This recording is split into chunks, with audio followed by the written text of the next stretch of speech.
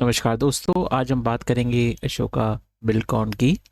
ये एक ऐसी कंपनी है जो इंफ्रास्ट्रक्चर पे काम करती है। ये डिफरेंट डिफरेंट प्रोजेक्ट्स पे काम करती है, जैसे हाईवे बिल्डिंग है, पावर लाइंस है, इलेक्ट्रिफिकेशन है, रेलवे ट्रैक्स हैं, लिंकिंग उनका, एक बड़ी बिल्डिंग बनाना, बड़े बड़े जो बिल्डिंग कॉम्प्लेक्सेस होते हैं वो बनाना, ऑप्टिकल फाइबर लिंक वो सब करना। नोटिफिकेशन दिया है बीएसई को, एक सर्कुलर इशू हुआ है जिसमें उन्होंने बताया है कि इनके पास एक प्रोजेक्ट आया है 1126 करोड़ का, जिसकी वजह से स्टॉक सुर्खियों में है। और हम ये देखते हैं कि अब ये देख रहे हैं कि जो इसकी प्रेजेंस है वो कई सारी कंट्रीज़ में है इंडिया के अलावा। अगर इसका हम अभी रीसेंट एक्विजिशन देखें तो जो रीसेंट एक्विजिशन था वो महानगर गैस लिमिटेड का था। अगर हम बात करें इसके फंडामेंटल्स की तो मार्केट कैप है 7,212 करोड़, करंट प्राइस है 257, इंट्रिंसिक वैल्यू जो है 395 है, और जो स्टॉक पी है वो 13.3 है, और जो इंडस्ट्री पी है 36.1। ये तीनों चीज़ें एक ही तरफ रिफ्लेक्ट कर रही है कि स्टॉक अंडर वैल्यूड है। और अगर हम आर और आर देखें, दोनों 15% से ऊपर है। इसका मतलब है कि ये रिटर्न्स अच्छे दे रहा है स्टॉक, और वो दिख भी रहा है यहाँ पे। अगर आप इनके आर देखोगे 26.7 है 3 इयर्स का। सेल्स ग्रोथ इनकी 25% रही है लास्ट 3 सालों की, और 5 सालों में 14.7 है। रिजर्व भी इनके अच्छे हैं, 2080 करोड़ है इनके रिजर्व, और इन्होंने कोई भी अमाउंट प्लेज नहीं किया, इनके पे कोई कर्जा नहीं है। तो अभी तक तो इसके स्टैट्स अच्छे लग रहे हैं स्टॉक के। आगे हम देखते हैं कि ये क्या परफॉर्म कर रहा है। क्वार्टरली रिजल्ट्स अगर हम देखें तो क्वार्टरली रिजल्ट्स के मद्देनज़र में अगर हम देखा जाए इसमें, तो क्वार्टरली रिजल्ट्स में इन्होंने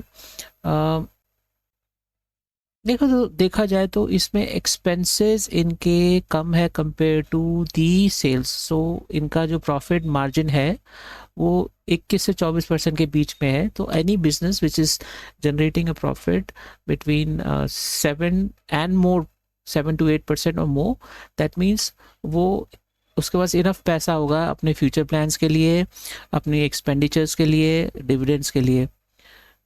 इसके अलावा अगर हम देखें तो यहाँ तो मुझे कोई चीज़ ऐसी दिख नहीं रही जो हमें पॉइंट आउट करनी चाहिए।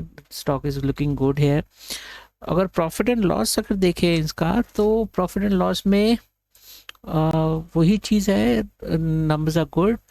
अच्छा, जो सबसे अच्छी बात मुझे लगी यहाँ पे, 5 इयर्स में इन्होंने 15% इनका एवरेज प्रॉफिट रहा, 3 साल में इनका 25%, और टिल डेट इनका 27% है।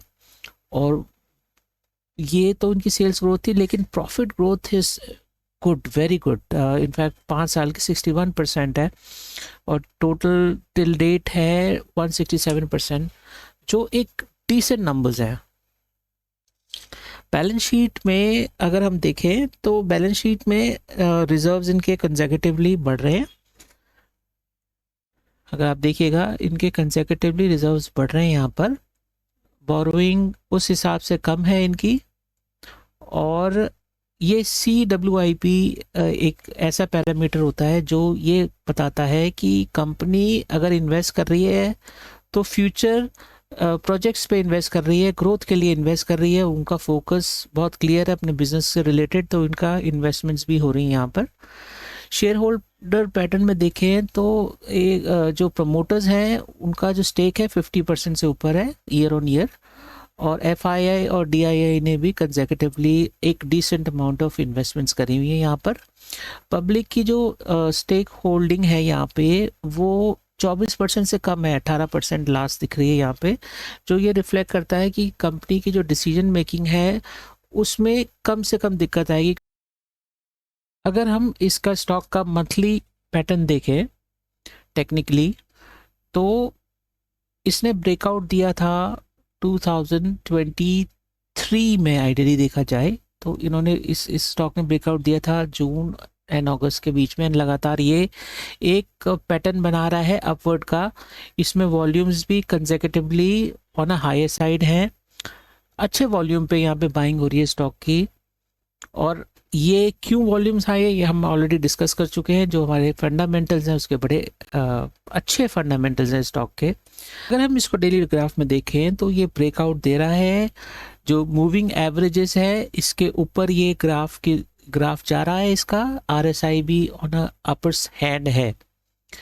तो मेरे हिसाब से ये अगर हम फंडामेंटली भी स्टॉक को देखें और टेक्निकली भी स्टॉक को देखें तो stock is doing good, progressive है, अच्छे रिटर्न्स दे रहा है, ग्रोथ भी है, इसमें प्रॉफिट्स भी जनरेट हो रहे हैं। अगर मेरी तरफ से कोई रिकमेंडेशन नहीं है, बट आप अपने एंड से इसको एनालाइज करिए और अगर आपको लगता है कि ये स्टॉक आपके मुताबिक है तो आपको ज़रूर इसमें इन्वेस्ट करना चाहिए।